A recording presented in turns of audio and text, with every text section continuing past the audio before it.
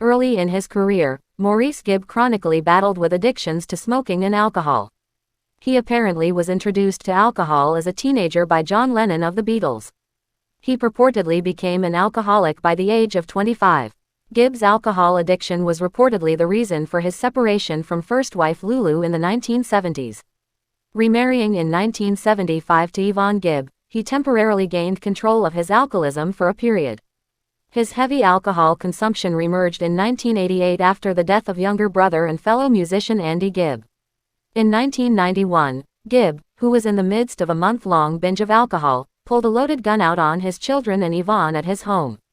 Yvonne subsequently left the home with the children, leading to a remorseful Gibb to seek out treatment for his alcohol addiction.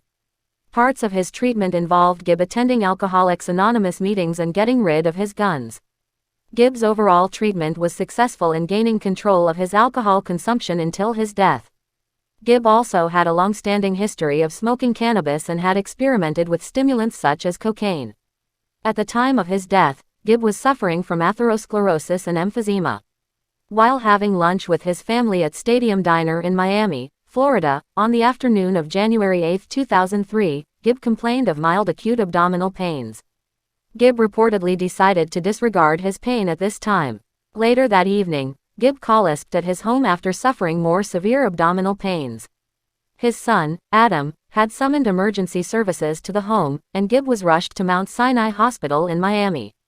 After arriving at the hospital, Gibb was administered morphine to treat his pain. Gibb was scheduled for exploratory surgery the following day but had gone into sudden cardiac arrest at around 4 a.m. on the morning of January 9, 2003. As a result, Gibb was rushed into the operating room for expedited exploratory surgery of his abdomen. While in the operating room, surgeons discovered that Gibb was suffering from a malrotated twisted portion of his small intestine. This is a condition that was ruled to be congenital, meaning Gibb had unknowingly suffered from this issue since birth. With the revelation of this ailment, Maurice Gibb was immediately rushed into surgery to alleviate it, with large portions of his small intestine that had died off due to oxygen starvation being removed. After the surgery, Gibb remained in the hospital in reportedly critical but stable condition.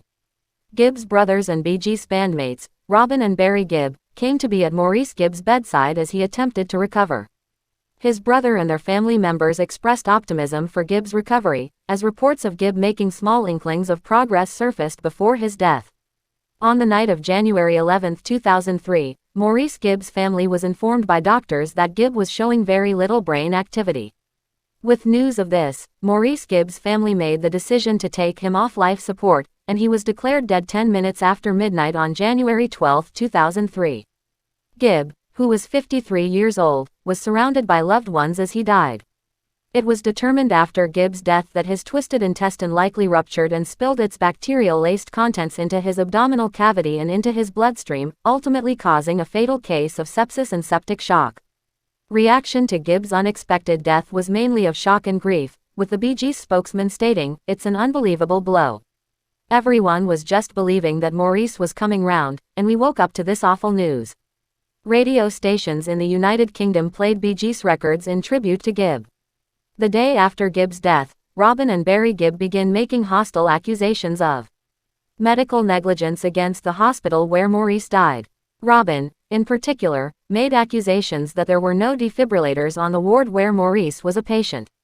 Robin further stated that this apparent lack of a defibrillator led to it taking about 10 additional minutes for one to be found during Maurice's cardiac arrest on January 9, consequently resulting in permanent damage to his.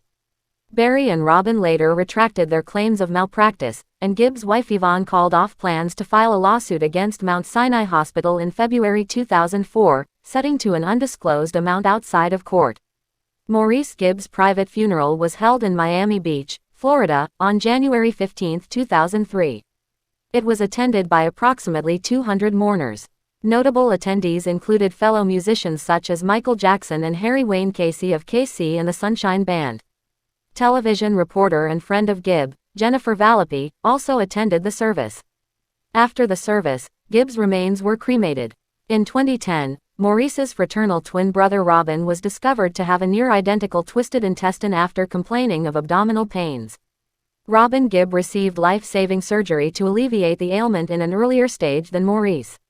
Robin Gibb would later die from colon cancer in May 2012 at the age of 62.